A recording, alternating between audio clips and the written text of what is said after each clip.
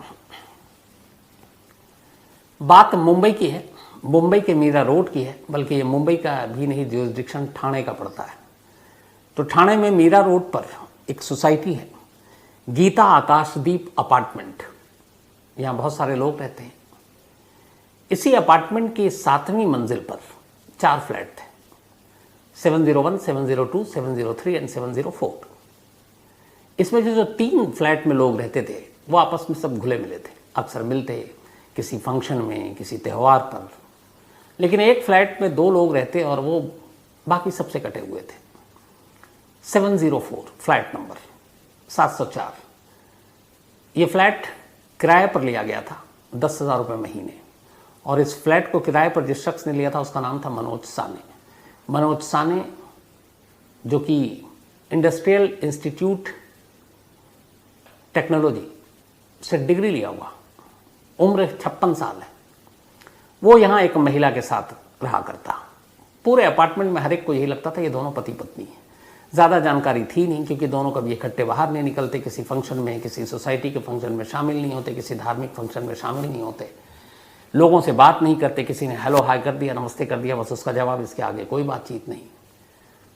तो इस सोसाइटी, इस अपार्टमेंट के हर फ्लोर पे 4 फ्लैट, और इसी के 7वें मंजिल पर 7th फ्लोर पे भी 4 फ्लैट। मंडे का दिन था, अभी जो लास्ट मंडे गुजरा है 4 दिन पहले।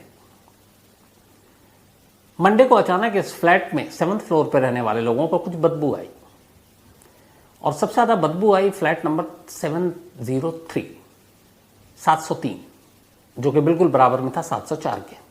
इसमें एक श्रीवास्तव फैमिली रहती है, उनमें एक सोमेश भी है। पहले दिन जब बदबू आया उन्हें लगा कि कोई चूहा वूहा मर गया है। उन्होंने अपने घर को छान मारा, पर कहीं कोई ऐसा मिला नहीं, लेकिन बदबू गई नहीं। फिर उन्होंने फ्लैट नंबर 702 और 701 उसके साथ, चूँकि पड़ोसी थे, अच्छी खासी दोस्ती रिश्ते थे, उन दोनों को बताया। अब उन दोनों को ही बदबू आने लगी। उन्होंने भी अपने घर की तलाशी ली, कोई ऐसी चीज़ नहीं मिली जिससे जो बदबू का कारण हो। फिर इसके ऊपर छत, इन्होंने कहा छत पे शायद कुछ मरा हो और नीचे दुर्गंध आ रही है।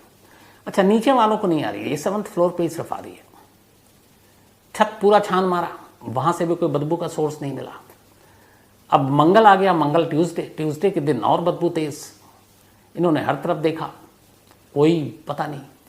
अब वेडनेसडे आ गया, वेडनेसडे को बदबू और तेज़ हो गई, और साथ ही साथ जो ड्रेनेज सिस्टम, इनका जो पानी जो है जो चोक हो गया।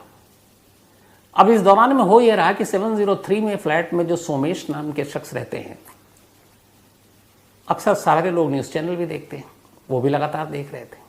उनके दिमाग में दिल्ली की आफताब और श्रद्धा की भी कहानी थी। जब बदबू आई तो पहले ही दिन मंडे को उसके दिमाग में आया कि ये बदबू आ रही, कहीं ऐसा तो नहीं किसी ने किसी को मार के फेंक दिया और यहीं पे और लाश की बदबू। उसने अपनी माँ से बोला ये बात। माँ ने कहा कि तेरे दिमाग में बस यही सब चढ़ा रहता है, ज़्यादा न्यूज़ चैनल और ये सब देखता है। तो माँ ने कहा कि ये सब बकवास है, कोई जानवर मर गया होगा, उसकी बदबू आ रही होगी, कोई और वजह होगी। फिर उसे भी लगा, अब उसने छोड़ दिया। लेकिन वेडनेसडे तक आते आते बदबू बहुत तेज़ हो गई। अब तीनों घर अपने अपने सब साफ कर चुके थे, लेकिन बदबू अब भी थी। फिर उन्हें एहसास हुआ कि बदबू 704 के दरवाजे से बाहर आ रही है। सोमेश वहाँ जाता है, उस फ्लैट में घंटी नहीं थी, डोरबेल नहीं। वो दरवाजे को पीटता है, दरवाज़ा खुलता नहीं है। थोड़ी देर तक वो वहीं खड़ा रहता है। अचानक जब वो खड़ा हुआ था, तो जब वो गया पहली बार, तब उसे दरवाजे के अंदर से तेज़ बदबू आ रही थी। अब उसका माथा ठनका, उसे लगा यार कहीं सच में यहाँ भी तो आफताब और श्रद्धा वाला मामला नहीं है। उसने बाकायदा रिकॉर्ड पे कहा है। थोड़ी ही देर के बाद, कुछ मिनट के बाद, अचानक उसने महसूस किया कि अब उस दरवाजे के अंदर से तेज़ परफ्यूम की खुशबू आ रही है। उसे लगा कि अंदर अब कोई एयर जो रूम फ्रेशनर है वो डाल रहा है। अब उसे और शक होने लगा कि अभी मैं आया तो दरवाजे के पास बदबू आ रही है, अब अचानक उसने रूम फ्रेशनर की खुशबू आने लगी है। इसका मतलब है कुछ छुपाया जा रहा है। वो दरवाज़ा पीटता है। थोड़ी देर के बाद एक शख्स दरवाज़ा खोलता है। वो बताता है कि देखिए बहुत तेज़ बदबू आ रही है, आपको भी आ रही होगी। तो बोला हाँ मैं देखता हूँ कोई। तो उसने बोला कोई जानवर वानवर मर चुका हो, कोई चूहा हुआ। तो उसने कहा ठीक है मैं शाम को आके चेक करूँगा, इस वक्त मेरी जल्दी बहुत इमरजेंसी मीटिंग है, मैं अभी जा रहा हूँ। ये कहकर वो शख्स यानी कि मनोज 704 से चला गया। सोमेश वापस आ गया, लेकिन उसे तेज़ बदबू अब आ रही है। उसे लगा कुछ गड़बड़ है। उसने कहा कि यहाँ पे बदबू इतनी तेज़ और ये शख्स बड़े आराम से कह रहा है मैं भी आऊँगा तो शाम को चेक करूँगा। वो नीचे सोसाइटी वालों के पास पहुँच गया। सुमेश ने जाके कहा कि देखो, अच्छा 2-3 दिन से इन लोगों ने कंप्लेंट की थी, उस सोसाइटी के जो जिम्मेदार लोग हैं। फिर उसने पूरी कहानी बताई। उसने कहा कि ऐसे ऐसे बाकी हमारे 701, 2, 3 सब चेक कर लिया, कुछ नहीं है, छत पे कुछ नहीं है। 704 से बदबू आ रही थी और जब मैं दरवाजे पे खड़ा था तो अचानक रूम फ्रेशनर की वो खुशबू आने लगी। तो श्रद्धा और आफ्ताब के केस में भी यही हुआ था, मैंने सब देखा है, पढ़ा है, तो कुछ गड़बड़ है। और ये शख्स जल्दी में भाग भी गया। सोसाइटी वालों को भी ये कहानी मालूम थी पहले की, आफ्ताब श्रद्धा की। उन्होंने कहा अच्छा। उन्होंने फ़ौरन पुलिस को कॉल कर दिया। अब पुलिस की टीम पहुंची। अब जाहिर है पुलिस को भी ये सारी आजकल कहानियां पता है, किसी फ्लैट से बदबू आ रही है तो पहला उनका शक क्या होता है। पुलिस को भी लगा कुछ गड़बड़ है। अब वो पड़ोसियों के साथ लेकर 7th फ्लोर पे जाते हैं। 704 ताला लगा हुआ है। पुलिस ने कहा कि ठीक है, आप सब गवाह हैं, पड़ोसियों को गवाह बनाया और ताला तोड़ दिया। ताला तोड़कर जैसे ही दरवाजा खोला, अंदर से एक तेज बदबू आई और अब ये यकीन हो गया कि बदबू का सोर्स यही घर है। अब पुलिस की टीम पड़ोसियों को गवाह बनाकर किसी तरह नाक पे रुमाल रखते हुए 1-2 तो उल्टी कर चुका, रूम के अंदर दाखिल होते हैं। फ्लैट में दाखिल हुए। अब हर एक के जहन में आफ्ताब श्रद्धा वाली फ्रिज भी थी। एक ने सबसे पहले फ्रिज खोला, साफ बिल्कुल कुछ नहीं, ज़रूरी सामान जो रोज़मर्रा के इस्तेमाल की वही रखा हुआ है। उन्होंने कहा शायद हम गलत हैं। बेडरूम में गए, बेडरूम साफ, कहीं को खून के निशान नहीं, कोई चीज़ नहीं। बाकी सारा ड्राइंग रूम भी छान मारा, कहीं कुछ नहीं, पर बदबू वहीं से आ रही है, ये कंफर्म है। अब पुलिस की टीम किचन की तरफ बढ़ती है, साथ में वो पड़ोसी सुमेश भी। जैसे ही किचन में गए, सभी को एहसास हुआ कि सबसे तेज बदबू इस किचन से आ रही है। अब इसके बाद सबने और मुंह पे नाक पे रुमाल रखा और किचन में रखी हुई चीज़ों को गौर से देखना शुरू किया। किचन में ज़मीन पर 2 प्लास्टिक की बाल्टी और एक टब रखा हुआ था। बाल्टी में पानी भी था और टब में भी, और उस बाल्टी में कुछ टुकड़े थे। उन्होंने देखा पानी का रंग भी अजीब है और ये टुकड़े क्या हैं। शुरुआत में देख को ऐसे ही लगा कि जैसे कोई मांस के टुकड़े होते हैं छोटे छोटे, वैसे ही है जैसे आमतौर पर आप कसाईयों की दुकान में होते हैं। फिर उन्होंने ध्यान से और देखा तो देखा कि एक स्टोव है, स्टोव के ऊपर एक तवा रखा हुआ और उस स्टोव के साइड में तवे के बराबर में स्टील के 2 चम्मच रखे हुए। जब उन्होंने उस तवे को ध्यान से देखा तो देखा कि उस तवे पर कुछ मांस रखा हुआ है, जिससे ऐसा लग रहा है जैसे उसे भूना गया हो, रोस्ट किया गया हो। चम्मच को ध्यान से देखा तो देखा कि शायद उस चम्मच में भी मांस के कुछ टुकड़े फंसे हुए हैं, शायद उसको उल्टा पुल्टा हो। अब डाउट लगने लगा, लेकिन ये था कि ये अभी तक क्या है, मांस के टुकड़े, ये समझ में नहीं आ रहा किसके हैं, क्योंकि इतने छोटे छोटे थे। इसके बाद अब उन्होंने टब की तरफ ध्यान दिया तो देखा कि टब में कुछ पैर जैसी चीज है, पहला यहां से खटका हुआ, लेकिन रंग बदला हुआ, सब कुछ बदला हुआ, और अगर किसी का काट के डालें तो वो वैसा नहीं होता। फिर उन्होंने एक कुकर देखा, कुकर को खोला, उसके अंदर भी मांस के टुकड़े, बॉइल्ड, उबले हुए। अब सबको यकीन हो गया कि ये मामला क्या है, और सुमेश जो मंडे से शक करा था उसे भी यकीन हो गया। इसके बाद पुलिस वापस बेडरूम में जाती है, तब तक फॉरेंसिक बाकी टीमों को फ़ोन कर दिया जाता कि आप फ़ौरन पहुंचो फ्लैट नंबर 704 में, इस सोसाइटी में, आकाशदीप। इस दौरान जब अब घर की दोबारा से तलाशी ली गई तो वहाँ एक कोने में एक जूड़ा से जो होता है, चोटी जो होती है औरतों की, तो जूड़े से एक चोटी कटी हुई रखी हुई थी, लंबी सी इतनी। तो इससे अंदाज़ा हो गया कि किसी औरत की चोटी जो है पूरी काट दी गई है, बाल। और उस चोटी को देखकर यह अंदाज़ा हो गया कि जो किचन में सब देख कर आए हैं ये किसी महिला की लाश के टुकड़े हैं। अब इस बीच में अभी घर के अंदर पुलिस है, उधर नीचे अब मनोज पहुंच चुका है, और मनोज इस बात से बेखबर है कि उसके फ्लैट में इस वक्त पुलिस है। मनोज लिफ्ट की तरफ बढ़ता है, तब तक वो पुलिस की गाड़ियों पे उसकी नज़र पड़ जाती है। फिर उसको 7th फ्लोर पे हलचल नज़र आती है। अब वो वापस मुंह छुपाकर भागने लगता है, लेकिन चूंकि सिक्योरिटी गार्ड और जो भी स्टाफ थे वहाँ के सोसाइटी के, वो सब उसको जानते थे, और इतनी देर में ये बात फैल गई थी कि 7th फ्लोर पे 704 में पुलिस आई हुई है, और इसमें मनोज साने नाम का एक शख्स रहता है, और वही मनोज नीचे और पुलिस को देखकर भाग रहा है, तब तक सोसाइटी में रहने वाले लोगों ने उसे दबोच लिया। शोर हुआ, ऊपर तक आवाज़ गई, पुलिस की टीम आई। अब मनोज को अपने साथ लेकर उसी फ्लैट पर पहुंची। मनोज को सब कुछ दिखाया गया। इसके बाद पुलिस ने देखा कि उस फ्लैट में एक दीवार पर एक बोर्ड सा बना हुआ है, जैसे क्लासरूम में होता है, और उस बोर्ड पे मैथ के कुछ क्वेश्चन लिखे हुए हैं। अब ये सारी चीजें थी, लेकिन अभी भी कंफर्म नहीं हो रहा था कि ये है क्या, क्योंकि मांस के जो टुकड़े थे उसके रंग ढंग अलग थे। लेकिन उस घर में 2 ही लोग रहते थे, एक मनोज और एक सरस्वती, जिससे उस सोसाइटी के लोग हस्बैंड वाइफ मानकर चलते थे, पति पत्नी। अब मौका वारदात पर मनोज और पुलिस, पड़ोसियों को बाहर कर दिया गया। अब दरवाज़ा बंद और पुलिस ने पूछताछ शुरू की, शुरुआती वहीं पर, क्योंकि मौका वारदात पर बहुत सारी चीज़ें दिखा कर भी पूछी जाती हैं।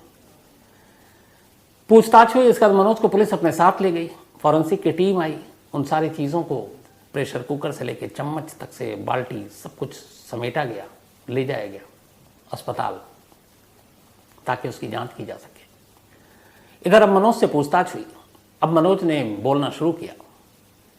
उसने सच्ची झूठी कहानी शुरू की सुनानी। उसने कहा कि मैं यहाँ सरस्वती वैद्य नाम की एक महिला, जिसकी उम्र 34 साल है, उसके साथ रहा करता था, और हम दोनों में अक्सर झगड़ा हुआ करता था। वो थोड़ी शक्की थी, उसे लगा कि मैं किसी और के साथ मेरा अफेयर है, और इस बात पे झगड़ा होता था, और इसी वजह से उसने खुदकुशी कर ली। तो पुलिस ने कहा, अच्छा तुमने मारा नहीं, खुदकुशी की? उसने कहा जी। तो उसने कहा, अगर उसने खुदकुशी की तो फिर तुमने लाश के इतने टुकड़े क्यों किए, या किसने किए? उसने कहा, ये मैं नहीं किए।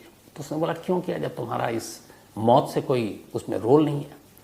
उसने कहा, उसकी मौत के बाद जब मैं घर पहुंचा और देखा कि वो खुदकुशी कर चुकी है, कुछ जहर उसने पी लिया, तो मैं डर गया कि उसकी मौत का जिम्मेदार मुझे माना जाएगा और पुलिस मुझे अंदर कर देगी। अब मेरे सामने दिक्कत ये थी कि मैं लाश को ठिकाने कहाँ लगाऊं। आफ्ताब श्रद्धा की कहानी लेकिन मैं जानता था। 7th फ्लोर पे रहता था, 7th फ्लोर के लिफ्ट से एक लाश को नीचे ले जाना जोखिम भरा था, तो मैं वो कर नहीं सकता था। तो फिर आफ्ताब की कहानी याद आई और मैंने तय किया कि मैं लाश के टुकड़े करूंगा। इसी के बाद वुड कटर और बाकी चीज़ें मार्केट से लेकर आया, और जो सामान मिले उसमें नीलगिरी तेल की 5 छोटी बोतल थी, एक टाइल कटर था, एक हथौड़ा था, 200 वॉट का एक वुड कटर था। ये सारी चीज़ें लेकर आया वो, प्लास्टिक की बाल्टी लाया, टब लाया। उसने कहा कि अब लाश के टुकड़ों को क्या करें, तो उसने उनको काटना शुरू किया। उसने कहा कि काटने के बाद फिर लगा कि इससे बदबू आएगी, तो मैंने उसको थोड़ा थोड़ा करके किश्तों में प्रेशर कुकर में उबालना शुरू किया। जो उबलता जाता फिर मैं उसको तवे पर उसको रोस्ट करता, ताकि बिल्कुल ही स्मेल ख़त्म हो जाए, और बाकी जो उबले हुए पार्ट्स थे उनको मैं बाल्टी और टब में रखता जाता। फिर उसने कहा कि कुछ टुकड़े जो उबले हुए रोस्ट थे वो प्लास्टिक की थैली में लेकर वो कई बार बाहर निकला, और बाहर उसने स्ट्रीट डॉग के आगे फेंक दिए। तो कत्ल नहीं किया, पर टुकड़े मैंने किए। ये उसकी कहानी थी। अब पुलिस को उसकी कहानी पर यकीन नहीं हो रहा था। पुलिस ने उससे लंबी पूछताछ की, फिर कोर्ट में ले गए, उसकी कस्टडी मांगी। 16 जून तक के लिए उसे पुलिस हिरासत में दे दिया गया। इसके बाद फिर से उससे नए सिरे से पूछताछ हुई। अब जब पूछताछ हुई तो धीरे धीरे अब मनोज झूठ से थोड़ा थोड़ा सच बोलना शुरू कर चुका है। अब वो कुछ और कहानी सुना रहा है, और उसकी पूरी कहानी कुछ यूं है। मनोज साने अहमदनगर का रहने वाला, इसने इंडस्ट्रियल इंस्टीट्यूट टेक्नोलॉजी से IIT पढ़ाई की। माली हालत फैमिली की ठीक थी, लेकिन 10-15 साल पहले माँ और बाप दोनों की मौत हो गई। बोरीवली में इसका अपना फ्लैट था, इस फ्लैट में रहा करता था वो। और फिर उसी बोरीवली में एक राशन की दुकान में इसने नौकरी शुरू कर दी। फिर धीरे धीरे वक्त बीता। इसने कहा कि उसका एक बार एक्सीडेंट हो गया, वो हॉस्पिटल गया, एडमिट हो गया, वहाँ उसे ब्लड चढ़ाया गया। जब वो ठीक हो गया एक्सीडेंट से, तो बाद में फिर वो बीमार पड़ा। डॉक्टर को दिखाया, उसने कुछ टेस्ट दिए। जब टेस्ट कराया तो उसने कहा कि मुझे बताया गया कि मैं HIV पॉजिटिव हूँ, और शायद ये वो जो ब्लड चढ़ाया गया था मुझे एक्सीडेंट के बाद, उस ब्लड की वजह से वो संक्रमित ब्लड था, तो उससे मैं पॉजिटिव हो गया HIV। तो अब वो दवा खाता था, राशन की दुकान में 5,000 की नौकरी करता था, पढ़ा लिखा ठीक ठाक, अपना फ्लैट था। फिर उसने अपने फ्लैट को 35,000 रुपये किराए पर चढ़ा दिया और वहाँ से मीरा रोड पहुँच गया। और मीरा रोड में इस गीता आकाशदीप अपार्टमेंट के जी विंग में उसने एक 2 कमरे का सेट किराए पर लिया 10,000 रुपये महीने पर, और अब वहीं रहने लगा। इसका कहना है कि 2008 में जब वो राशन की दुकान में था बोरीवली में, तब एक लड़की आई। पता चला कि वो भी अहमदनगर की है, ये भी अहमदनगर का था। एक ही इलाके की वजह से दोनों में बातचीत शुरू हुई, फिर धीरे धीरे दोनों में दोस्ती हो गई, फिर प्यार हो गया। उस लड़की का नाम था सरस्वती। 2008 में, मतलब अब से करीब 15 साल पहले, उसकी उम्र होगी 19 साल, जबकि 56 साल का अभी है मनोज। तो 15 साल पहले उसकी उम्र करीब 30-29 साल रही होगी। तो बोला दोनों में दोस्ती हो गई, फिर प्यार हो गया। सरस्वती जो है वो 5 बहनें थी, अहमदनगर की रहने वाली, लेकिन माँ बाप अलग रहते थे, दोनों में अलगाव हो चुका था। लेकिन 5 बेटियां फिर भी साथ थीं माँ के। फिर माँ की मौत हो गई। माँ की मौत के बाद तमाम बहनें वहीं अहमदनगर के एक अनाथ आश्रम में जाकर रहने लगी। इसके बाद 2008 में सरस्वती आ गई मुंबई, और यहाँ बोरीवली में वो टकराई मनोज से। मनोज से जब टकराई और प्यार हुआ, तो फिर मनोज उसको अपने साथ मीरा रोड के उसी किराए के फ्लैट में ले गया, और ये दोनों अब वहाँ रहने लगे।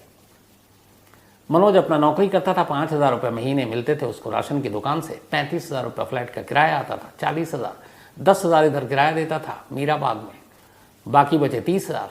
उस पर ठीक ठाक जिंदगी चल रही थी।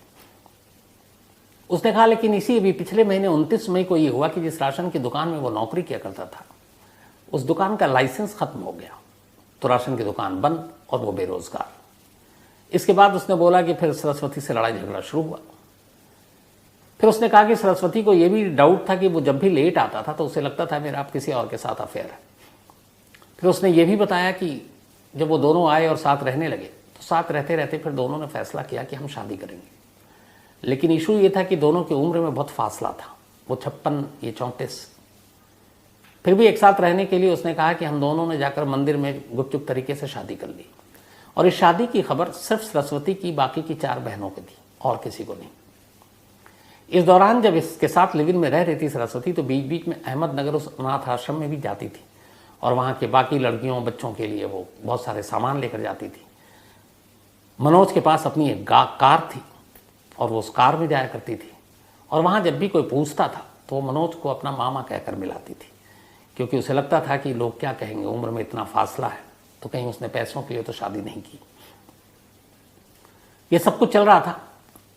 लेकिन फिर ये 29 मई की कहानी बेरोजगार, उसके बाद एक शक की कहानी, जो मनोज का कहना है, झगड़ा शुरू हुआ। इस दौरान उसने बताया कि अब सरस्वती पढ़ना चाहती थी। जब वो अनाथ आश्रम से मुंबई आई, तब उसने 10वीं का एग्ज़ाम दिया था और फेल कर गई थी। तो उसने कहा आप दोबारा से पढ़ेंगे। मनोज चूँकि ठीक ठाक पढ़ा लिखा इंसान, उसने कहा ठीक है तुम 10वीं का इम्तिहान दो। मैथ वो खुद पढ़ाता था, और घर में एक दीवार पे उसने बोर्ड बनाया और उसको मैथ पढ़ाता था। और इसलिए जब पुलिस मौके पर पहुंची तो दीवार पे मैथ के कई क्वेश्चन उसको लिखे हुए नजर भी आए। तो मनोज का ये कहना था कि हमने शादी कर ली थी, अब हम लिव इन में नहीं, पति पत्नी के तौर पर थे। लेकिन सरस्वती शक्की थी, बेरोजगार हो चुका था, पैसे की भी किल्लत हो रही थी, और इस वजह से झगड़ा हो रहा था। और उस झगड़े की वजह से फिर उसने खुदकुशी कर ली जहर पीकर। लेकिन पुलिस ने कहा नहीं, हाँ तुम झूठ बोल रहे हो। अब उसने दूसरा स्टेटमेंट दिया, हालांकि वो कभी देता है पलटता है। जो पुलिस सोर्सेज उनका कहना है कि उसने ये माना है कि उसने सरस्वती को चाकू मारा और चाकू से उसकी जान ली, और यानी एक तरह से उसने कत्ल किया। सरस्वती ने खुदकुशी नहीं की। लेकिन वो बयान बदल रहा है, और अब पुलिस के सामने चैलेंज ये है कि सबसे पहले तो सरस्वती के कत्ल की मोटिव यानी कि मकसद को लाया जाए कि वो मकसद क्या है। दूसरा, मकसद लाने के लिए दूसरा ये कि ये कत्ल है या सुसाइड, इसको साबित करें। अब ये साबित कैसे होगा?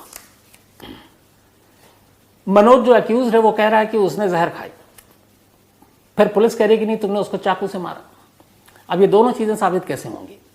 अगर सरस्वती ने खुदकुशी की है और उसने जहर खाकर खुदकुशी की है, तो ये आराम से मेडिकल रिपोर्ट से पता चल सकता है, और वो ये कि उसकी विसरा था, जो बार बार आपको कई बार विसरा के बारे में बता चुका हूँ, उस विसरा की जांच में पता चल जाएगा कि उसके पेट की थैली में जहर पहुंचा था कि नहीं।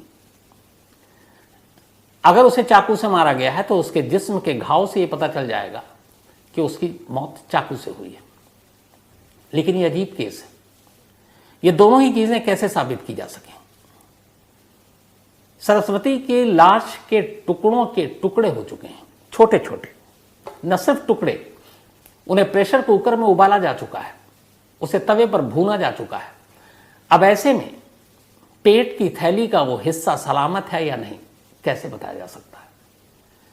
सेम उसी तरीके से उसके लाश के छोटे छोटे टुकड़े हो चुके हैं, उबाला जा चुका है, भूना जा चुका है, कुछ हिस्से स्ट्रीट डॉग को खिलाए जा चुके हैं, कुछ हिस्से उसने फ्लश करके भी बहाया है। तो अब ऐसे में चाकू से मौत हुई, चाकू के वो घाव और घाव जिस जगह पर है उसके टुकड़े का मिलना आसान नहीं। तो यहां पर कुल मिलाकर शायद मनोज को भी ये पता है कि अगर मौत की वजह साबित नहीं हो पाई तो वो आसानी से निकल लेगा। और मुझे लगता है कि वो आफ्ताब पूनावाला से 2 कदम आगे जाकर सोचा उसने। और इसीलिए पुलिस से जो हमारी बात हो रही है और जो हमारे रिपोर्टर हैं जो बात हुई है, उनका ये कहना है कि बहुत शातिर है।